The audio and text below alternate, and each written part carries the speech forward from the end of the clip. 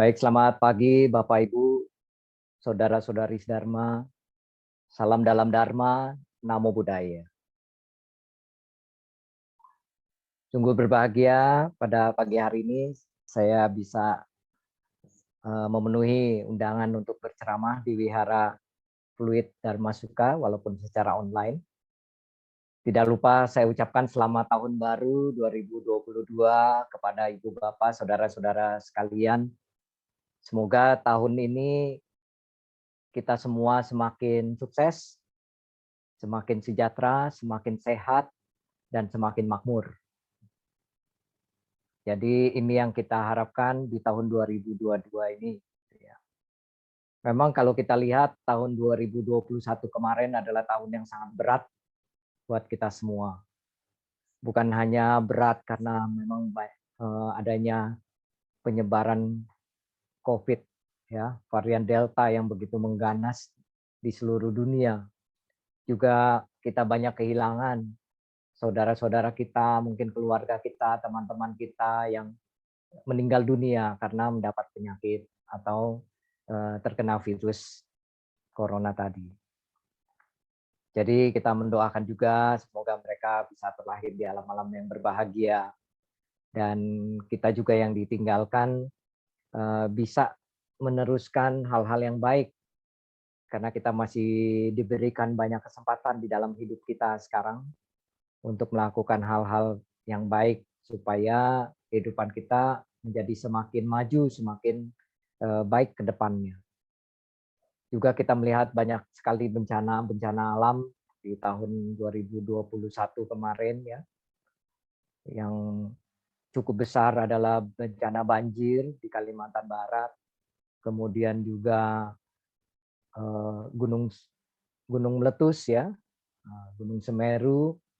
Ya, memang ini sangat memprihatinkan dan sudah barang tentu kita semua bersama-sama membantu gitu ya, meringankan beban mereka atau penderitaan mereka dengan mengumpulkan dana tentunya dari rekan-rekan sekalian yang disalurkan ke tempat-tempat bencana. Semoga saja mereka atau saudara-saudara kita yang sedang menderita karena terkena bencana, semoga mereka bisa terlepas dari segala penderitaan yang mereka hadapi dan mereka memperoleh kehidupan yang lebih baik setelah bencananya berlalu. Di sini banyak teman-teman saya juga, ada yang dari Kalimantan juga saya lihat ada yang mengikuti Zoom pada pagi hari ini, ya. Selamat bergabung, ya, rekan-rekan dari Kalimantan Barat, juga dari beberapa tempat, ya. Dan ini merupakan sebuah kenyataan di dalam kehidupan kita bahwa tidak ada tahun yang sebetulnya kita enak gitu ya. Semuanya perlu perjuangan. Jadi Bapak Ibu mau sio apa juga kita tetap harus kerja keras, ya. Jadi tidak ada yang bilang wah sio kerbau itu paling capek gitu ya. Sio harimau nanti lebih bagus nih gitu ya. Tapi rasanya juga sio harimau maupun sio apapun rasanya kita harus tetap kerja keras juga ya kalau mau hidup kita lebih sukses, lebih makmur. Jadi sebetulnya setiap tahun memiliki tantangan, setiap tahun memiliki kesulitan, dan setiap tahun juga kita memiliki kesempatan untuk bisa lebih maju di dalam kehidupan kita. Ya memang ada pertanyaan apakah tahun 2022 nanti adalah tahun yang lebih baik gitu kan. Ini adalah harapan semua orang. Ya, bahwa harapan kita semua bahwa kita akan semakin baik, semakin maju, ya, semakin makmur di tahun-tahun mendatang. Tetapi Ibu Bapak, saudara-saudara, memang segala sesuatu harus kita kondisikan. Tidak bisa kita hanya diam, duduk menunggu supaya nasib baik itu datang. Tidak bisa. Semua harus dikondisikan dalam arti apa yang kita inginkan bisa kita rasakan, harus kita usahakan. Kalau Anda mau memiliki uang yang banyak, ya berarti Anda harus kerja. Tidak bisa Anda hanya sembahyang, meditasi gitu ya, kemudian duit turun gitu ya. Nah, itu cuma cerita dongeng gitu ya. Nah, jadi saya masih ingat tuh waktu saya kecil ada dongeng seorang nenek yang kemudian berdoa memohon kepada Tuhan supaya dia diberikan uang. Kemudian karena suaranya yang berisik, akhirnya tetangganya itu marah dan kemudian tetangganya itu melemparkan satu karung pecahan-pecahan genting kepada si nenek dari atas rumahnya, dan pecahan genteng itu satu karung itu jatuh menimpa dia si nenek. Begitu si neneknya sadar, kemudian dia lihat ada satu karung gitu ya. Begitu dia lihat, dia buka, ternyata isi karungnya itu berubah, yang tadi pecahan genting berubah jadi uang. Wah, dia jadi kaya raya. Akhirnya tetangganya pikir, waduh, berdoa begitu boleh ya katanya. Nah, akhirnya tetangganya dia berdoa dan menyuruh anaknya untuk melempar satu karung besar lagi dari atas genteng rumahnya untuk melempar kepada bapaknya ini. Jadi bapaknya berdoa, dia mohon kepada Tuhan supaya diberikan uang gitu kan. Nah, anak karena dia melihat bahwa dulu yang dilempar karung kecil yang tidak berapa berat berubah jadi uang, dan dia berpikir kalau karungnya lebih gede kan berarti uangnya lebih banyak. Akhirnya dia suruh anaknya kumpulkan pecahan genting, kemudian karung yang kurang lebih sekitar 50 kilo itu kalau dia lempar ke si nenek itu hanya karung sekitar 10 kilo gitu kan. Nah, kalau ini 50 kilo dengan harapan uangnya bisa lebih banyak. Anaknya kemudian melempar karung berisi pecahan genteng itu menimpa badan si orang tuanya. Setelah orang tuanya sadar, begitu dibuka ternyata tidak berubah jadi uang, tapi tetap pecahan genting, dan dia terkena masalah lagi. Dia kena patah kaki dan patah tangannya karena ketimpa pecahan genting yang satu karung besar tadi. Gitu ya. Saudara-saudara, ini hanya dongeng ya, jangan dicoba di rumah ya. Nanti Anda coba di rumah, suruh anak Anda lempar dari lantai 2, kemudian Anda berubah jadi uang gitu ya. Ini hanya dongeng saja. Gitu ya. Bahwa Bapak Ibu kalau ingin mau sukses, ingin mau berhasil, ya tidak bisa seperti itu, hanya berdoa gitu ya. Tapi kita harus mengkondisikan, harus berusaha, dan juga jangan mendekati hal-hal yang membuat kita menjadi menderita. Seperti contohnya ya mendekati penyakit gitu ya. Pada saat ini virus COVID-19 masih ada gitu ya. Bahkan ada varian baru Omicron katanya, yang memang penularannya lebih hebat gitu ya. Dan Anda kalau sudah mengetahui ini, bukannya yang tidak tahu, semua tahu gitu ya. Tapi tetap saja kita kadang-kadang mendekati penyakit. Artinya ya kita senang mengadakan acara-acara, kumpul bersama. Saya nonton berita-berita di TV itu, aduh, pesta ulang tahun gitu kan, segala macam, tanpa masker dan lain sebagainya, nyanyi bersama, joget-joget bersama. Memang kelihatannya happy, tapi habis itu penderitaan yang akan mengikuti. Nah, ini namanya mendekati penyakit gitu ya. Kita mendekati kondisi atau mengkondisikan agar kita terkena penyakit. Harusnya kita jaga. Saudara-saudara, ibu bapak, yang menjaga saja bisa terkena, apalagi tidak menjaga. Betul ya? Kita kadang-kadang sudah pakai, wah Romo saya udah pakai double masker gitu ya. Kemana-mana pakai hand sanitizer. Pokoknya hand sanitizer saya ukurannya nggak segenggam, tapi setinggi botol baygon gitu ya. Jadi kemana-mana dia bawa hand sanitizer-nya luar biasa gitu ya. Jadi disemprotnya bukan hanya tangan, tapi dari kepala sampai kaki gitu ya. Karena saking ketakutannya begitu ya, supaya tidak terkena penyakit gitu kan, supaya tidak terkena corona. Ternyata kena juga gitu ya. Nah, jadi bayangkan yang sudah waspada saja, yang sudah menjaga saja, masih bisa terkena, apalagi yang kita abai gitu ya, apalagi kita yang lalai, itu akan lebih mudah terkena. Gitu ya. Tetapi mudah-mudahan dengan kewaspadaan kita, dengan ketelitian kita, kehati-hatian kita, yang tadinya bahayanya itu 100%, karena kita lebih teliti, lebih hati-hati, lebih waspada, maka bisa berkurang hanya tinggal 20%. Itu kan sudah lumayan sekali. Gitu kan. Artinya apa? Yang bahaya besar menjadi kecil, bahaya kecil menjadi hilang. Juga kita jangan mendekati kematian juga gitu ya. Artinya kalau mau nasib kita bagus gitu ya, tahun 2002 lebih bagus ya juga demikian, jangan mendekati penyakit, jangan mendekati kematian, artinya ya tadi gitu kan. Jangan sudah tahu daerah-daerah yang memang rawan bencana, kemudian kita sudah diperingatkan bahwa akan ada angin besar, hujan besar dan lain sebagainya, tapi tetap saja orang berani, walaupun itu memang hanya ramalan, tetapi kan kewaspadaan perlu juga gitu ya. Karena apa? Dengan kita waspada berarti kita lebih eh, baik gitu kondisinya. Contoh misalnya, oh hari ini mau hujan gitu ya, mau angin besar, mau hujan, nah, lebih baik kita bawa payung atau bawa jas hujan atau mantel hujan gitu ya, supaya kalau kondisi itu terjadi kita sudah siap. Nah inilah saudara-saudara sekalian, paling tidak Anda jangan abai untuk terus memperhatikan prokes, ya protokol kesehatan itu penting kita terus jaga kemanapun gitu ya kita pergi, jangan jangan abai ya, kecuali kalau lagi makan ya, kalau makan harus dibuka ya maskernya. Kalau nggak dibuka ya nggak bisa masuk makanannya ke mulut ya. Tetapi ya usahakan jangan pergi ke tempat yang terlalu ramai untuk kondisi-kondisi pada saat ini. Karena apa? Penularan Omikron memang sangat cepat gitu ya. Nah, saudara-saudara, ibu bapak, ada orang berpikir kalau gitu Romo supaya dapat nasib bagus diciswak aja gitu ya. Sembahyang ciswak saja gitu ya, atau cisa saja gitu kan. Situ sembahyang jadi swak itu apa ya, bencana, jadi artinya sembahyang supaya tolak bala gitu ya, tolak bencana gitu ya. Apakah bisa gitu ya? Ya memang ada kepercayaan-kepercayaan dari umat Buddha juga melaksanakan ritual-ritual ini gitu kan ya.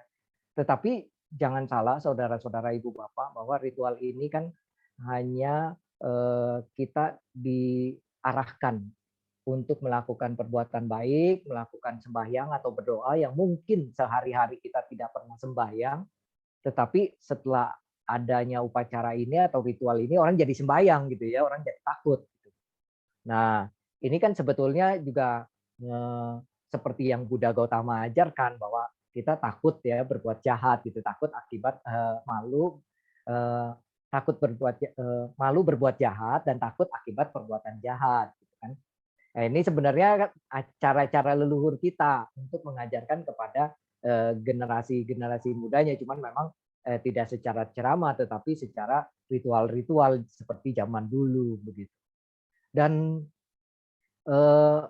apakah di dalam agama Buddha ini juga ada ritual-ritual seperti ini? Memang secara gamblang gitu ya, secara apa yang kita lihat pada saat ini sembahyang kiswak itu atau sembahyang tolak bala itu memang tidak diajarkan langsung begitu oleh Sang Buddha ya, tetapi juga pernah di dalam satu masa di dalam kehidupan Buddha Gautama gitu ya, Sang Buddha itu pernah diundang ke Waisali gitu ya. Waktu itu Waisali sedang terkena musibah penyakit ya di kota Waisali gitu ya. Nah, satu kota itu kena penyakit. Jadi pagi kena, sore itu bisa mati gitu ya, bisa meninggal dunia. Karena banyak yang terkena diare pada saat itu. Dan jenazah atau mayat itu bergelimpangan di mana-mana di jalan gitu kan. Jadi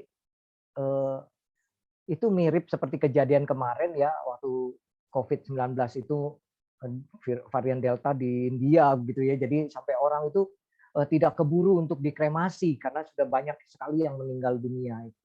Nah, akhirnya waktu itu Buddha diundang, kemudian Buddha menuju Wesali, berjalan menuju Wesali. Ibu, bapak, saudara-saudara, inilah hebatnya kekuatan dari kegaiban guru kita, Buddha Gautama. Jadi begitu kakinya menginjakan kota Waisali, gitu ya, langsung turun hujan besar yang sangat dahsyat, gitu ya, sehingga timbul banjir bandang yang menghanyutkan mayat-mayat yang ada di jalan, yang ada di kota Waisali itu terbawa arus sampai ke laut. Gitu ya. Luar biasa sekali berarti dahsyatnya hujan pada saat itu. Artinya apa? Kota itu dibersihkan dari segala bau busuk, dari segala bau yang tidak sedap. Karena apa? Ya dari kematian-kematian yang tidak wajar tersebut membuat kota tersebut juga banyak peta-peta gitu ya, orang yang mati penasaran gitu ya, yang lahir di alam peta. Gitu.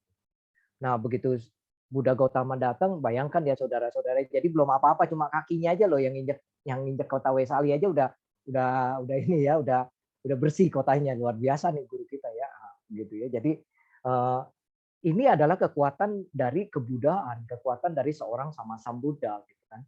Kemudian Sang Buddha meminta yang waktu itu Ananda gitu ya untuk berkeliling kota Wesali sambil membacakan Ratana Sutta dengan memercikan air dari mangkok yang kemudian yang Aryananda berkeliling memercikan air sambil membacakan Ratana Sutta. Bapak Ibu, ini sebetulnya juga sebuah upacara atau sebuah, tapi bukan tradisi ya, tetapi itu karena dari kekuatan Buddha Gautama gitu ya. Membersihkan kota gitu kan yang mensterilkan gitu ya, mempurifikasi gitu. Nah, Bapak Ibu saudara-saudara, kita pun mau seperti itu harusnya gitu ya. Setiap tahun kita mempurifikasi diri kita, membersihkan diri kita gitu ya. Makanya Bapak Ibu saudara-saudara kalau di dalam parita-parita Tridharma itu atau dari kami dari Majelis Tridharma sebelum membaca Liam Keng gitu ya, sebelum Yencing itu kita ada doa atau ada Liam Kengnya mensucikan mulut, mensucikan badan gitu. Jadi itu maksudnya kita mempurifikasi mulut kita dulu dan badan kita dulu, baru kita membaca kitab suci. Arti mempurifikasi ini bukan hanya cuma sekedar baca ya Ibu Bapak Saudara-saudara, tetapi mempunyai makna, mempunyai arti bahwa pada saat kita mensucikan mulut, mensucikan badan, ya, membacakan parita itu berarti kita diingatkan untuk selalu menjaga 3 saluran di dalam perbuatan-perbuatan kita, yaitu dengan pikiran, ucapan, perbuatan, itu kita harus menyadari gitu kan. Nah, ini kadang-kadang kan kita lupa gitu ya di dalam kehidupan kita gitu ya. Kita kadang-kadang suka berpikir jahat juga sama orang, suka ngomongin orang juga begitu ya. Suka mungkin kita juga masih suka melakukan perbuatan-perbuatan yang kurang baik begitu. Nah, ini kita diingatkan gitu ya supaya semakin baik, semakin baik, semakin baik. Namanya juga kehidupan Bapak Ibu ini perlu latihan gitu ya. Perlu latihan gitu ya. Jadi kalau tanpa latihan, tanpa melakukan hal-hal kebaikan, bagaimana mungkin Anda punya bibit atau punya bibit karma baik gitu ya, benih-benih karma baik untuk Anda mencapai tingkatan-tingkatan spiritual tertentu. Rasanya tidak mungkin orang hanya duduk meditasi saja tanpa ngapa-ngapain kemudian jadi Buddha gitu ya. Itu juga jangan berpikir seperti itu karena berpikirnya ya, wah kalau gitu cara cepat meditasi saja kemudian jadi Buddha gitu ya.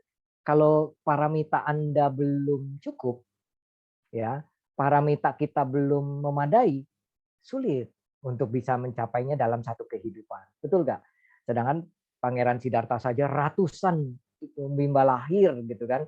Sehingga pada saat jadi Pangeran Siddhartha barulah paramitanya sempurna pada saat itu. Nah, barulah dia mencapai kebudaan. Itu pun dengan susah payah. Istilahnya kan begitu ya. Bukan cuma duduk sebentar jadi Buddha gitu ya. Nah, itu tidak seperti itu. Kalau ceritanya cuma seperti itu rasanya nggak seru juga gitu ya. Karena apa? Ya penuh perjuangan gitu. Memang hidup ini penuh perjuangan gitu Bapak Ibu Saudara-saudara. Jadi jangan berpikir dengan mengadakan ritual tertentu kemudian hidup ini jadi enak gitu ya. Setelah diciswak apakah semua bentuk-bentuk karma buruk, bentuk-bentuk hal-hal yang tidak baik itu bisa hilang? Ternyata tidak, saudara-saudara gitu ya. Ternyata juga tetap orang masih bisa mengalami hal-hal yang jelek. Ya, juga termasuk hal-hal yang baik gitu kan. Nah, makanya biasanya orang melakukan ini sebelum pergantian tahun, biasanya sebelum pergantian tahun Imlek gitu ya.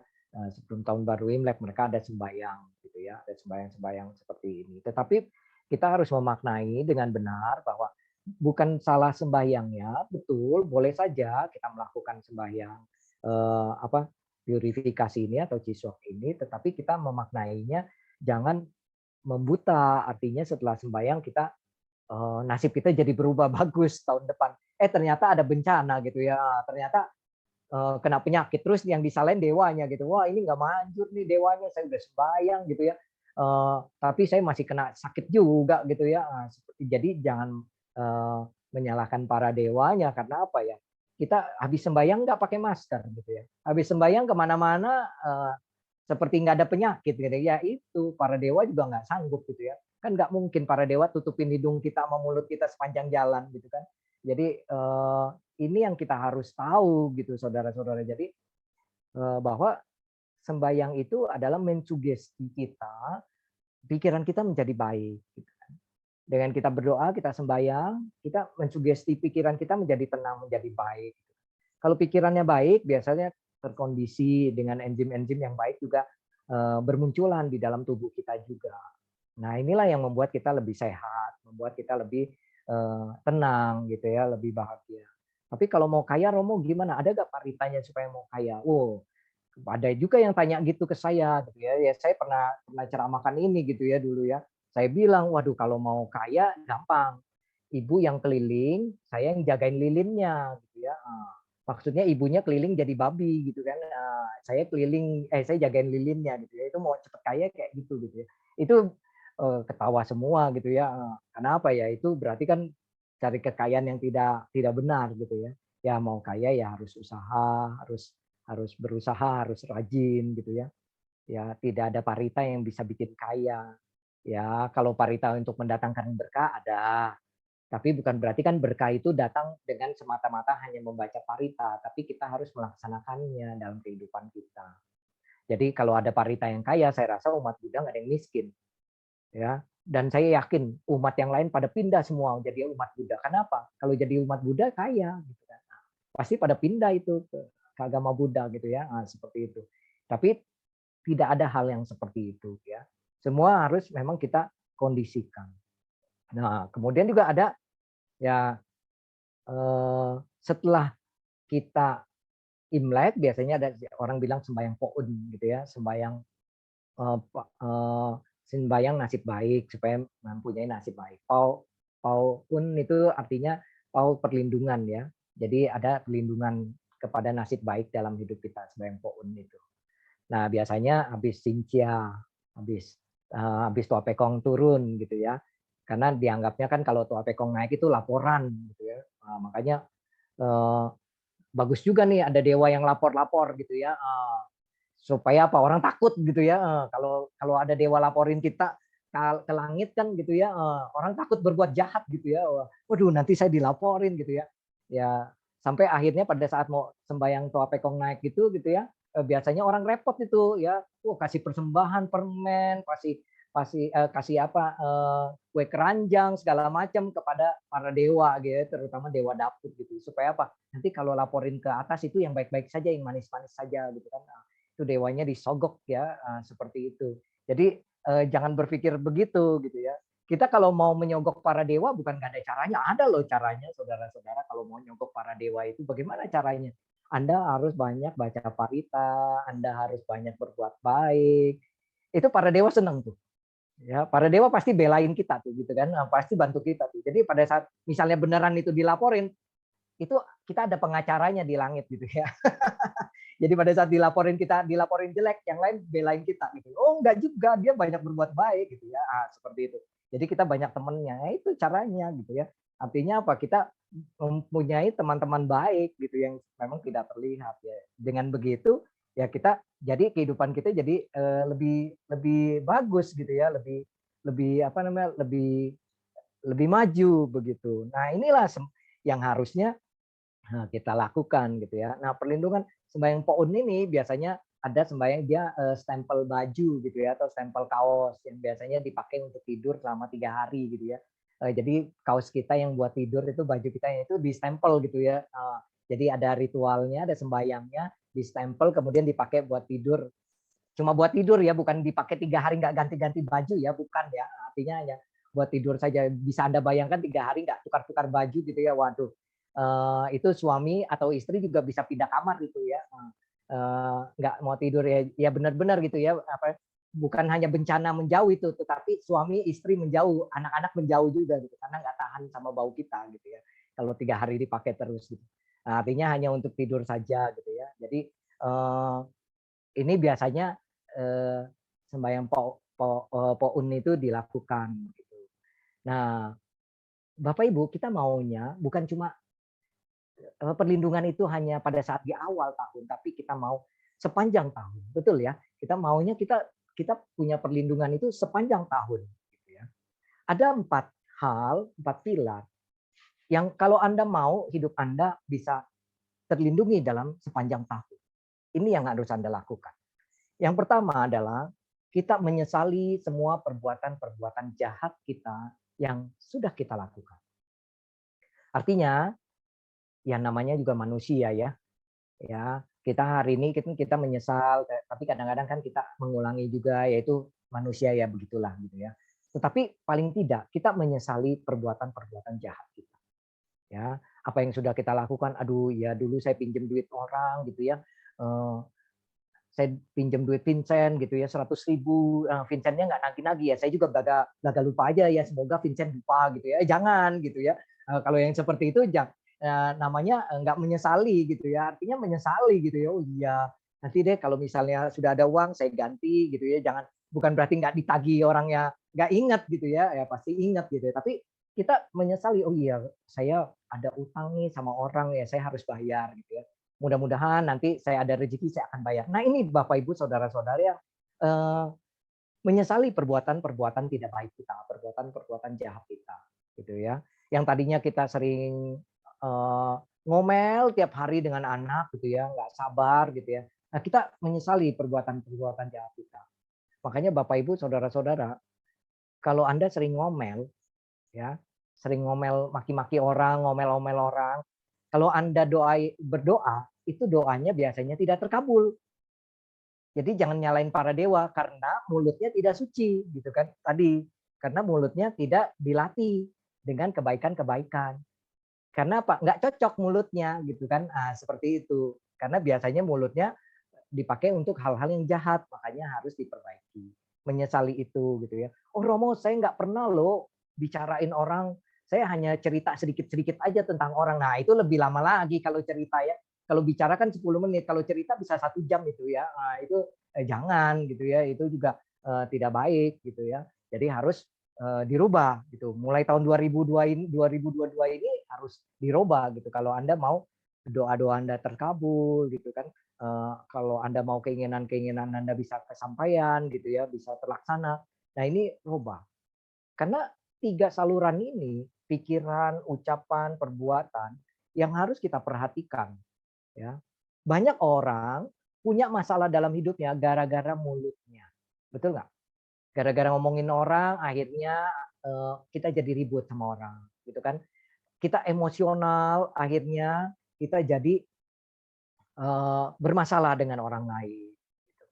Nah inilah Bapak Ibu sekalian, ini sebetulnya yang membuat diri kita jadi orang bilang banyak masalah, banyak bencana, banyak banyak kesialan di dalam kehidupan kita. Sebetulnya bukan faktor dari luar, kadang-kadang memang kita yang menciptakan sendiri itu untuk datang di tahun 2022 nanti. Begitu. Nah, kalau nggak mau itu terjadi, maka Anda harus memperbaiki diri gitu ya. Anda harus mempersiapkan gitu hal-hal yang baik. Tadi kalau pikirannya mumet terus, jahat terus gitu ya, rubah. Jangan negative thinking terus sama orang gitu ya. Karena apa? Karena itu juga akan memperparah kondisi diri kita sendiri. Terutama apa? Kesehatan.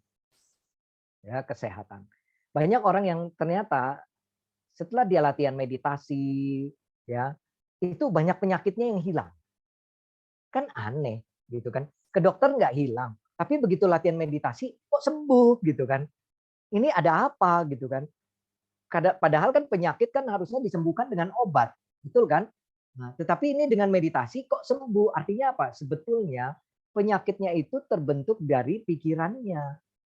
Nah, jadi ibu bapak saudara-saudara, paling tidak kita mengurangilah beban fisik kita ini dari penyakit dengan pikiran-pikiran kita yang baik, dengan pikiran-pikiran kita yang positif, gitu ya. Jangan ya memang sih kalau kita sudah dislike gitu ya, sudah tidak suka gitu sama sama orang lain, apapun yang dilakukan orang itu kelihatannya jelek terus ya. Nah ini kita harus objektif loh gitu ya mulai sekarang gitu kan. Misalnya kita tahu nih kita nggak suka sama dia, orang itu suatu saat bikin acara function, bikin acara kumpulin dana buat bencana, langsung kita bilang wah cari nama doang itu cuman pencitraan dan lain sebagainya. Nah itu negatif ibu bapak. Padahal yang dia lakukan positif, harusnya kita memuji loh, gitu kan. Walaupun terlepas kita nggak suka sama dia, tetapi kita harusnya tahu bahwa itu perbuatan baik, gitu. Nah itu makanya kadang-kadang disinilah pikiran kita ini selalu jelek dan mengakibatkan kondisi jelek juga terjadi pada kita di tahun ini. Gitu. Ya, kalau misalnya suatu saat Anda diramalkan, "Wah, eee, ini Bapak tahun ini bisa kena kecelakaan loh, berdarah-darah, hati-hati ya naik kendaraan," gitu kan. Wah, dia dapat ramalan gitu, pikiran dia jadi tiap hari mikirin, "Waduh, tahun ini dapat celaka, tahun ini dapat celaka." Tiap kali naik motor, pikirannya udah langsung, "Tahun ini dapat celaka," gitu kan. Nah, Bapak Ibu, coba bisa kita bayangkan nggak kalau kita mengkondisikan seperti itu, maka betul-betul celaka itu akan datang. Ya, karena apa? Pikiran kita mengkondisikan itu terus. Jadi sepanjang jalan bukan pikiran yang baik, sepanjang jalan selalu pikirannya apa? Celaka, celaka, celaka. Seperti magnet, ya, pikiran kita atau badan kita ini seperti magnet. Jadi kalau kita ini berpikirannya positif, maka yang masuk gelombang yang masuk juga yang positif. Kalau negatif, maka gelombang yang masuk juga negatif seperti TV lah ya. Kalau kita mau nonton salah satu channel TV, channel favorit kita, misalnya TV favorit kita kan pasti tekan channel itu kan. Kemudian muncul gambar TV yang di channel favorit kita. Nggak mungkin kita tekan channel A, kemudian siarannya yang muncul channel B gitu kan. Wah, ini TV-nya rusak nih, berarti nggak bener nih ya, gitu kan. Nah, seperti itu. Jadi pasti sesuai dengan apa yang kita tekan gitu, sesuai apa yang kita kondisikan. Nah, inilah Bapak Ibu, saudara-saudara, simple gitu ya, tetapi kita mesti latih. Ya, simple tetapi kita mesti latih. Romo, kalau saya sudah belajar positif gitu, tetapi kalau ada misalnya tetap ada masalah datang bagaimana? Tetap positif pasti. Contoh nih misalnya, kita udah tahu nih ya, kita sudah tahu ajaran Dharma gitu ya. Kita berusaha untuk pikiran positif, tetap aja tuh karma buruk muncul tuh ya. Pada saat karma buruk muncul, kita tetap pikirannya positif. Kenapa? Kita berpikir apa? Wah, ini saya bayar utang nih. Karma saya lampau, mungkin saya dulu berbuat jahat, sekarang karma buruk saya berbuah gitu kan. Ya, paling tidak bayar utang lah, meringan-ringankan karma buruk yang lampau gitu. Nah, itu kan jadi positif rekan-rekan saudara-saudara. Ya, walaupun padahal waktu itu karma buruknya berbuah, tapi jadi positif gitu kan. Makanya harusnya sih kita diajarin dari kecil sudah positif tuh. Misalnya jatuh nih, jatuh. Jatuh kan itu hal yang jelek ya. Tapi orang tua masih bilang untung nggak patah. Nah, itu positif tuh. Gitu ya. Untung nggak patah gitu kan. Kalau patah gimana Romo? Untung nggak mati katanya. Nah, itu masih positif juga, untung terus gitu kan. Nah, seperti itu. Jadi Bapak Ibu saudara-saudara sebetulnya ya kita diajarkan untuk selalu positive thinking gitu ya, berpikir positif gitu kan. Ya. Terus Romo kalau udah dirampok, untung nggak ditusuk katanya begitu ya. Nah, seperti itu ya. Nah, itu Bapak Ibu saudara-saudara, disitulah di mana pikiran positif kita itu memotivasi kita untuk bisa menerima kenyataan hidup. Itu saudara. Ya. Coba kalau misalnya pikiran negatif yang muncul saat bencana muncul, maka kita tidak cepat menerima kenyataan hidup. Tapi begitu yang positif tadi ya, begitu terkena masalah, terkena musibah di tahun 2022 ini gitu ya. Kemudian pikiran positif kita muncul, ya mungkin kehidupan lampau saya pernah melakukan hal yang buruk gitu ya, sehingga saya harus membayar kehidupan sekarang karmanya. Maka kita langsung bisa, batin kita langsung bisa cepat menerima kondisi yang jelek pada saat itu. Begitu ya. Nah, jadi ini adalah yang mesti kita latih. Tidak mudah memang. Romo kalau ngomong enak, betul, ngomong sih enak gitu ya. Tapi kita harus latih gitu ya. Ya saya juga bukan berarti saya bisa bicara begini karena saya nggak pernah dapat hal yang buruk. Dapat juga gitu ya. Tapi kan kita selalu pikir, oh ya kondisikan nih supaya kita bisa eh, positif gitu ya. Kadang-kadang bukan hanya masalah di luar, masalah di dalam internal keluarga kita juga bermasalah dan lain sebagainya. Nah, inilah bagaimana kita bisa mendewasakan kita. Nah, itulah yang penting dari menyesali perbuatan-perbuatan jahat. Gitu. Yang kedua adalah mengubah sifat-sifat buruk kita atau karakter jelek kita. Kalau Anda mau dapat perlindungan sepanjang tahun. Pernah nggak Anda introspeksi, kita introspeksi gitu ya, sifat-sifat jelek kita. Nah, coba deh, oh ya Romo, saya orangnya terlalu cerewet, perfeksionis. Jadi anak sudah bantuin nyapu, saya masih ngomel. Nyapunya nggak bersila, cuci piring nggak nggak bersih lah segala macam, padahal anaknya sudah bantuin gitu ya. Nah, mulai sekarang itu dirubah gitu. Kalau anak sudah bisa bantu kita, ya kita harus apresiasi gitu. Kita harus puji dia, terima kasih ya udah bantuin. Ini nanti lain kali nyapunya jangan dari dalam ke luar. Soalnya kalau dari dalam keluar itu ada angin bertiup. Jadi jangan dibilang kalau nyapu tidak boleh dari dalam keluar, buang rezeki, itu salah. Nggak ada hubungannya nyapu dengan rezeki ya, tidak ada hubungannya. Yang betul adalah angin itu masuk dalam rumah dari luar ke dalam. Jadi kalau sapu dari dalam keluar, yang kotor itu masuk lagi ke dalam rumah gitu kan, maksudnya begitu. Jadi kalau sudah dibantu apresiasi. Misalnya cuci piringnya nggak bersih, masih bau-bau gitu ya, nah, kasih tahu gitu. Nah ini lain kali kasih sabun yang lebih banyak, kamu gosok lebih lama. Nah sehingga si anak dari kesalahannya bisa belajar sesuatu yang lebih baik. Dia juga jadi memperbaiki diri kan. Nah, seperti itu. Kita pun jadi juga begitu mengubah sifat kita. Yang tadinya wah kita ngomel dulu, bantu-bantu mau bantu kayak begini gitu ya. Nah, seperti itu lebih baik nggak usah bantu. Beneran anaknya nggak bantuin nanti ngomel lagi gitu ya. Kamu di rumah cuma bisa makan saja, tidur saja, nggak mau bantu orang tua. Serba salah anaknya, jadi bantuin diomelin, nggak bantu diomelin gitu. Nah ini dia. Akhirnya anaknya pergi deh dari rumah. Gitu. Karena nggak tahan sama orang tuanya gitu ya. Nah ini dikurangi gitu ya. Merubah sifat-sifat buruk kita.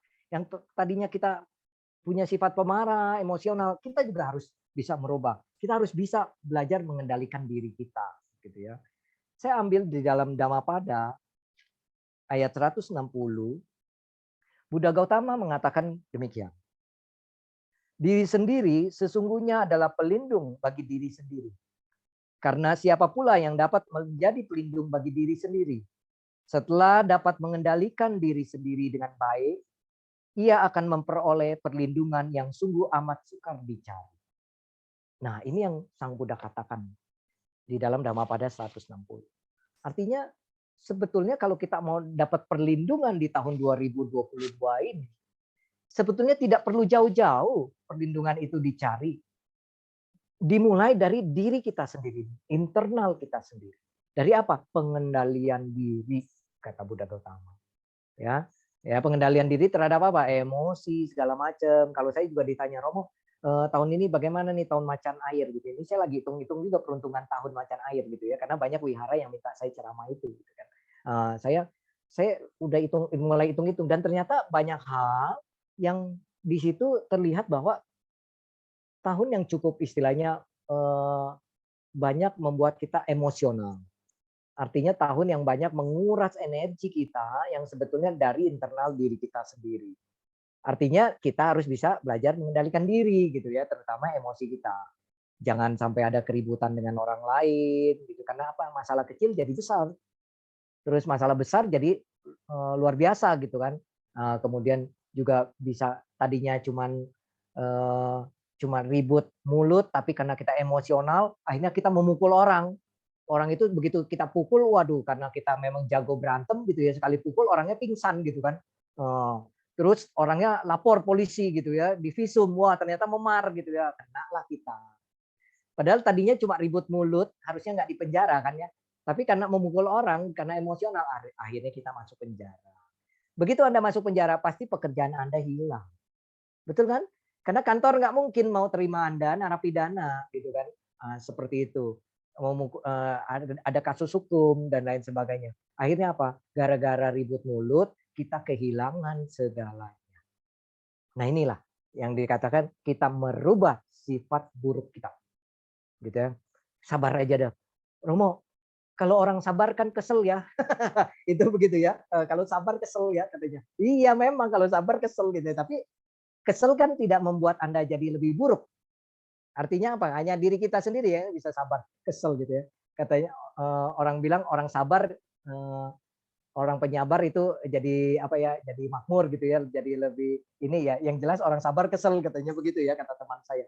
Ya betul memang orang sabar kesel, tetapi mendingan lebih baik kesal daripada kehilangan semuanya gitu kan.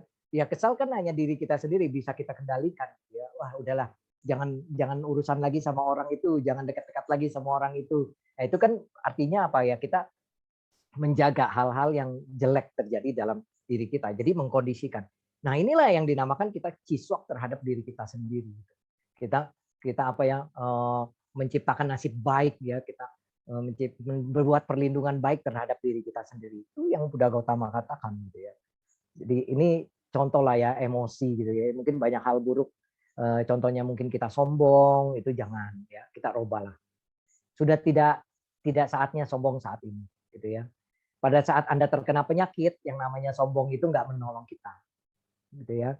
Malah pada saat kita kena penyakit, mungkin karena kita sombong, orang-orang malah berpikir, nah akhirnya tuh dapat karma buruknya gitu kan. Orang-orang bukan mendoakan kita begitu kan. Malah orang jadi merasa, wah itulah karena dia sombong gitu, dia ini gitu kan. Ya ini kan banyak kejadian gitu ya, orang sombong nggak percaya adanya COVID-19, kemudian nggak pakai masker deket-deket sama orang yang kena penyakit COVID, terakhir dia kena dan dia mati gitu kan. Nah seperti itu. Jadi Bapak Ibu Saudara-saudara, kita harus hindari sifat sombong ini. Walaupun Anda saat ini mampu, kaya gitu ya, ingatlah bahwa begitu Anda kena penyakit dan kematian itu menjemput, itu hitungannya hanya beberapa hari. Jadi kekayaan Anda pun tidak bisa menolong Anda. Walaupun Anda punya pabrik, walaupun Anda punya kekayaan yang luar biasa gitu ya, begitu penyakit datang, begitu ajal datang, kekayaan Anda tidak bisa membantu Anda. Maka dari itu kita mulai ya perbaiki sifat-sifat kita yang jelek. Yang tadinya sombong ya kita mulailah lebih rendah hati. Jangan menganggap remeh orang lain ya, jangan menganggap lebih tinggi diri sendiri. Nah ini kita rubah. Kemudian yang ketiga adalah kita harus banyak berbuat baik dalam 1 tahun ke depan. Kita banyak berbuat baik. Ya, tiap cek-it, capgo, sembahyang jangan lupa. Kemudian juga kalau Anda yang punya kesempatan, punya dana, boleh berdana untuk wihara gitu ya. Tuang pelita, minyak pelita di kelenteng, di wihara gitu. Ini penting. Gitu kan. Kemudian Anda banyak berbuat baik, mendengar ada bencana alam, Anda coba nyumbang gitu kan. Walaupun tidak besar tetapi ini bentuk perbuatan baik untuk merubah nasib atau membuat diri kita ini dapat perlindungan di tahun 2020. Banyak berbuat baik. Kemudian yang terakhir, yang keempat adalah kita menjaga perilaku kita dengan baik. Ya, jaga perilaku kita, jaga sila kita dengan baik. Nah, inilah yang membuat Anda menjadi terlindung. Ya, mendapat perlindungan setiap masa, setiap kapanpun Anda berada dimanapun, ini perlindungan ini yang tidak bisa dibeli dengan uang, gitu ya. Perlindungan ini yang kita ciptakan, kita kondisikan di dalam diri kita sendiri. Mungkin Anda punya pengalaman juga di tahun kemarin, satu kantor banyak yang kena, tapi Romo Omi Tohut saya tidak kena. Nah itu adalah merupakan satu perlindungan juga tuh. Kan Anda tidak terkena bukan berarti Anda bangga, oh saya dong nggak mempan gitu kan. Itu sombong gitu kan.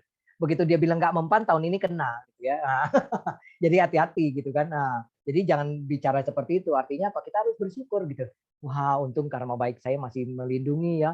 Jadi saya tidak kena padahal terkena juga gitu ya. Ya, saya juga begitu juga tuh, saya alami juga. Atasan saya terkena, satu ruangan dengan saya, siangnya habis bicara-bicara dengan saya, satu ruangan AC tertutup, dia terkena, tapi saya bersyukur saya bisa tidak kena gitu kan. Nah, itu saya berpikir, waduh karma baik saya nih mesti ditambah lagi karena itu udah habis kemarin udah kepake tuh nggak kena gitu kan. Berarti saya mesti banyak berbuat baik lagi nih gitu kan. Supaya apa? Supaya dapat perlindungan lagi. Nah, maksudnya demikian Ibu Bapak. Jadi kita terus gitu ya menjaga perilaku kita ya banyak perbuatan baik-baik dalam tahun 2022 ini. Terima kasih. Demikianlah ceramah saya pada pagi hari ini. Salam dalam Dharma, Namo Buddhaya. Ya, selamat pagi Romo, Sakyatu, Namo Buddhaya. Izin bertanya Romo. Ya, jadi istilahnya ada orang yang penasaran dengan nasibnya sehingga pergi ke lenteng dan melakukan ciamsi ya Romo ya, yang kocok kayu kemudian keluar kayu lihat kotak berapa gitu kan, ada syair yang sudah disiapkan keluar gitu. Nah, misalkan Romo pas dapatnya orang itu buruk sekali, misalnya tanya nggak cocok ini, nggak cocok itu gitu kan. itu kan maksudnya juga syairnya kan juga sudah disiapkan gitu kan. Nah, pertanyaan saya Romo gitu, seberapa akuratkah hasil Ciamsi itu? Kemudian bagaimana kita menyikapi hasil Ciamsi yang kita dapatkan terlepas baik itu baik ataupun buruk Romo. Lalu apakah Romo ada pengalaman gitu kan melihat hasil Ciamsi orang misalnya buruk begitu, beneran kejadian memang seperti itu, hasilnya akurat gitu, ataupun ada juga yang baik hasilnya juga pas seperti Ciamsi yang dia dapatkan Romo. Mungkin Romo ada pengalaman, mungkin bisa tolong di-share Romo ya. Itu saja Romo, saat itu Namo Buddhaya. Namo Buddhaya. Ya, terima kasih Vincent, pertanyaannya bagus nih ya mengenai Ciamsi gitu ya. Memang dulu Ciamsi ini tidak boleh digunakan oleh rakyat jelata awalnya. Jadi yang dulu secara sejarahnya itu Ciamsi ini dipakai oleh raja. Itu pun kalau para menterinya sudah tidak ada ide, tidak ada jalan keluar lagi, barulah dia bertanya kepada para dewa dengan mengambil bambu. Karena itu potongan kayunya itu dari bambu itu biasanya, ya, dari bambu gitu kan. Nah, tetapi kemudian ini sesuai dari zaman ke zaman gitu ya sampai ke zaman kita ini itu berubah dipakai oleh orang biasa juga untuk menanyakan nasib atau meramalkan nasibnya. Memang kalau ditanya akurat atau tidak akurat itu tergantung daripada kekuatan alam bawah sadar orang yang mengambil Ciamsi ini, Vincent. Karena pada saat Ciamsi ini diambil biasanya orang mengadakan ritual dulu atau sembahyang dulu, nggak bisa langsung main ambil langsung putar-putar gitu ya, seperti itu tidak. Tapi mereka sembahyang dulu, dia harus puak-pue, ya, harus puak-pue gitu kan. Kalau dia puak-pue baru boleh ambil, kalau enggak ya enggak ini, enggak boleh ambil Ciamsi. Tapi kadang-kadang orang tanya puak-pue dilempar nggak puak-pue, lempar lagi sampai puak-pue, akhirnya maksa juga gitu ya, maksa juga mau ambil gitu kan. Nah, seperti itu. Nah, biasanya kalau yang seperti itu biasanya tidak akurat. Karena itu yang pertama, yang kedua itu karena memang ada kebutuhan yang tidak bisa dipikirkan secara apa ya, secara pemikiran rasional dia. Artinya bukan karena iseng-iseng. Nih misalnya contoh suatu hari Vincent lagi sembahyang nih ke kelenteng gitu ya, ke Toa Pekong. Kemudian waktu dari rumah, Vincent gak ada pikiran mau ambil Ciamsi gitu kan. Tapi begitu sampai di kelenteng, waktu lagi sembahyang pai-pai gitu ya, paisen gitu ya. Kemudian dengar nih, telinga dengar ada cek orang ambil Ciamsi gitu kan. Langsung Vincent pikir, oh ya, ntar saya juga mau ambil gitu ya, mau tahu. Nah itu pasti tidak akurat. Karena apa? Itu hanya untuk pengen tahu saja iseng gitu. Nah biasanya orang yang tujuan ambil Ciamsinya hanya untuk iseng, biasanya tidak akurat. Bukan karena kebutuhan yang memang mendesak gitu ya, bukan karena kebutuhan itu gitu ya. Itu pasti tidak akurat. Makanya sebetulnya ambil Ciamsi itu segala permasalahan itu kita ada jalan keluarnya. Sebetulnya kita bisa coba atau kita bisa cari jalan keluarnya. Karena Ciamsi itu juga berbentuk syair-syair biasanya, ya syair-syair di mana syair-syair tersebut juga harus diterjemah dan bisa banyak penafsiran. Nah, kalau Ciamsinya jelek bagaimana? Ya kalau Ciamsinya jelek, biasanya kalau saya misalnya ada orang nih, kalau kita lagi pergi nih ya ke Toa Pekong gitu ya rame-rame nih kan biasanya temen ada yang suka ambil Ciamsi terus dia tanya gitu, "Ini Romo gimana nih? Ini artinya apa nih?" Gitu. Pas saya baca, wah saya bilang, "Ini sih harus banyak udah pokoknya kalau yang jelek saya udah dorong dia pasti udah banyak berbuat baik, udah banyak sembahyang gitu ya, banyak berbuat baik." Karena apa? Ciswaknya memang begitu gitu kan, banyak berbuat baik gitu. Ya, jadi jangan jangan dikasih tahu, "Wah lu hati-hati lu bisa bahaya nih, bulan depan bisa mati lo," gitu ya. Jangan gitu ya, jangan jangan seperti itu ya. Jadi tetap kita harus dorong dia banyak berbuat baik, tetap harus dorong banyak berbuat baik. Jadi jangan jangan kalau misalnya dia punya cita-cita atau apa gitu ya, Ciamsinya hasilnya jelek ya, kita bilang, "Oh kamu harus lebih kerja keras lagi nih, harus lebih banyak berusaha lagi." Jadi kita memotivasi dia.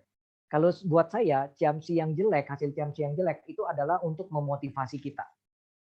Ciamsi yang bagus adalah untuk membuat kita lebih apa ya, lebih semangat gitu, memotivasi juga. Jadi dua-duanya memotivasi juga gitu ya, tujuannya gitu ya. Jadi, jangan jangan takut gitu ya.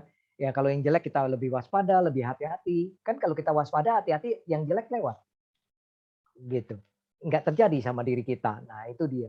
Jadi itu menyikapi Jamsi itu sebetulnya. Jadi jangan ambil karena iseng.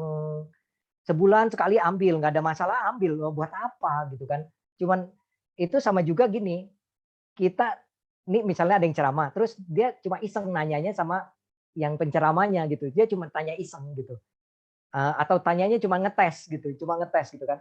Pasti juga yang ditanya kesel dong, yang ditanya nggak nyaman juga kan. Wah ini anak cuma ngetes doang, ini orang cuma ngetes doang, cuma iseng aja nanyanya.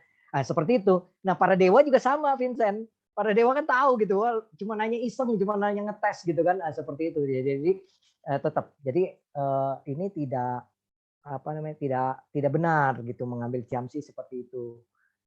Memang diperlukan kekuatan alam bawah sadar, artinya pada saat kita apa ya, menggoncang-goncang bambunya itu gitu ya, pikiran kita harus terkonsentrasi. Makanya biasanya orang yang meditasinya bagus kalau Jamsi hasilnya akurat. Biasanya begitu. Iya, biasanya gitu. Ada juga bentuknya pakai koin I Ching.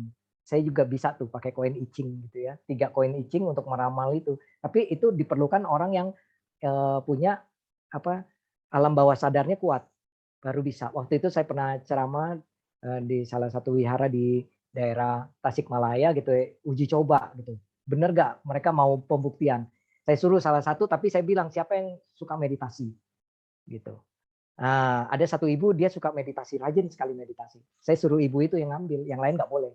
Karena kalau yang lain ambil pasti nggak akurat. Kalau ibu itu yang ambil pasti akurat. Saya kasih pertanyaan gini saja. Besok hujan atau tidak hujan? Gitu, gampang kan ya? Gampang kan besok hujan atau tidak hujan? Karena kan tidak ada yang tahu kan besok hujan atau tidak hujan. Saya aja nggak tahu gitu kan. Seperti itu. Besok hujan atau tidak hujan gitu. Nah, BMKG aja bisa salah kadang-kadang gitu kan ya. Terus akhirnya dia cuman saya suruh konsentrasi besok hujan atau tidak hujan. Hanya pertanyaan itu saja. Pada saat melempar koin itu, dilempar 6 kali, membentuk patwa gitu ya, membentuk salah satu garis patwa, kemudian baru dihitung hasilnya, dibacakan hasilnya. Dan hasilnya besok hujan gitu. Nah, jadi kita tunggu besok, saya bilang gitu, kita tunggu besok, betul atau tidak. Dan hasilnya besok bagaimana? Hujan. Besoknya hujan di sana, hujan besar di sana. Nah, inilah salah satu bentuk pembuktian gitu ya, bahwa sebetulnya itu punya ini gak Romo? Punya. Tapi itu harus dengan orang yang memang punya alam bawah sadarnya kuat, kekuatan alam bawah sadarnya kuat. Nah, seperti itu. Itu saja yang bisa saya jawab, Vincent. Baik. Ya, terima kasih Romo Anumodana. Ya, Romo, ada satu pertanyaan dari Kak Grace ya di kolom chatting. Oh iya, oke. Nah, mungkin bisa dibaca. Karena cukup panjang. Oh iya nih, panjang juga ya dari si Grace. Ya. Gimana? Romo mau tanya, gimana kita menyikapi kalau bergaul dengan orang yang suka curiga atau negative thinking, supaya tetap dapat memelihara hubungan baik dengan orang tersebut. Sebab kita tidak paham sudut pandang dia, kadang-kadang cuma dengar dia komen, agak terkaget-kaget kok dia bisa mikir begitu. Hubungan tidak terlalu dekat dengan orang tersebut, tapi baru saja kenal karena atasan di kantor. Sebaiknya menjaga jarak saja dengan orang-orang hal yang seperti ini. Rugi punya teman seperti ini. Karena apa? Bisa ketularan jadi jelek gitu kan. Bisa terkontaminasi kitanya gitu ya. Ya kalau misalnya dengan atasan kita ya sudah jaga hubungannya ya sebagai atasan bawahan saja gitu ya. Jangan terlalu dekat gitu ya. Karena apa? Kalau dia negative thinking, berarti dia juga ada negative thinking sama kita. Pasti itu. Ya, misalnya Anda punya teman sering jelek-jelekin orang nih, ya. Kita punya teman sering jelek-jelekin orang. Jangan berteman sama dia. Karena apa? Kita pasti dijelek-jelekin juga di belakang kita sama dia. Itu udah pasti itu. Karena apa? Itu sudah jadi habit dia, sudah jadi kebiasaan dia gitu ya. Apalagi atasan kita, ya sudah biarkan saja gitu. Sebenarnya kalau jadi atasan negative thinking, waduh, bisa darah tinggi dia. Iya, bisa usia pendek dia. Iya, karena bawahannya kan banyak ya. Wah, dia pikir jelek semua bawahannya gitu kan. Nah, ini dia. Tapi ya kita yang sudah bisa tidak negative thinking, kita happy aja kok gitu kan. Dia misalnya memerintahkan apa kita kan positive thinking gitu. Kita laksanakan perintahnya dengan baik gitu kan. Nah, seperti itu. Ya kalau dia ajak bicara, ajak ngobrol ya tetap kita tanggapi dengan baik. Mungkin kita bisa kasih masukan-masukan yang positif lah, yang baik lah dengan dia. Mungkin dia cerita tentang negative thinking nih sama salah satu karyawan misalnya dia cerita, oh dia begini begini begini, Ibu Grace gini gini gini gini. Nah, Ci Grace bisa kasih masukan. Bapak udah ada buktinya belum gitu. Bapak udah lihat sendiri belum gitu. Kalau cuma dari omongan orang Pak, kita jangan langsung cepat percaya. Nah, itu kan bagus juga kan ya. Kita jadi bisa memberikan masukan yang positif buat dia. Tapi kita jangan ngajarin dia langsung begini, Ci Grace. Bapak nggak boleh begitu, itu negative thinking Pak, itu jelek, karma buruk, itu nggak menghasilkan perbuatan yang jahat. Wah, itu Ci Grace kayaknya bulan itu terakhir di kantor itu Ci Grace kalau ngomongnya begitu ya. Jadi jangan gitu, artinya ya kita kasih masukan ke dia, Bapak udah tahu dari mana Pak? Bapak lihat sendiri nggak atau ada buktinya nggak? Nah, seperti itu. Biasanya orang yang negative thinking itu terkalahkan dengan logika. Terkalahkan dengan fakta, biasanya begitu ya. Kalau kita tanya-tanya gitu, dia bilang, oh enggak ini mah saya aja gini gini gini. Nah, iya Pak, sebelum itu kita cari dulu faktanya, baru nanti kan Bapak kalau misalnya melakukan tindakan atau melakukan suatu mengambil sikap, berarti Bapak sudah mengambil sikap yang benar gitu kan. Akhirnya nanti dia berpikir, wah kita bagus ya kasih masukan ke dia. Nanti next time dia akan selalu tanya kita gitu. Dan dia akan terbalik, Ci Grace jadi atasan dia begitu kan. Nah, seperti itu. Artinya setiap kali dia mau ambil keputusan dia tanya Ci Grace gitu kan. Nah, seperti itu. Karena apa? Kita selalu positive thinking. Ya, saya juga Ci Grace di kantor berusaha seperti itu Ci Grace, walaupun memang ada juga mungkin ya teman-teman gitu ya, atau atasan atau siapapun gitu ya di kantor yang seperti itu, tapi saya nggak bersikap bermusuhan, tapi ya saya tidak terlalu dekat lah dengan orang-orang yang seperti itu. Tapi kalau misalnya dia mengemukakan pendapat atau meminta kita pendapat, kita beri masukan yang baik. Itu saja Ci Grace, makasih. Makasih Om Romo.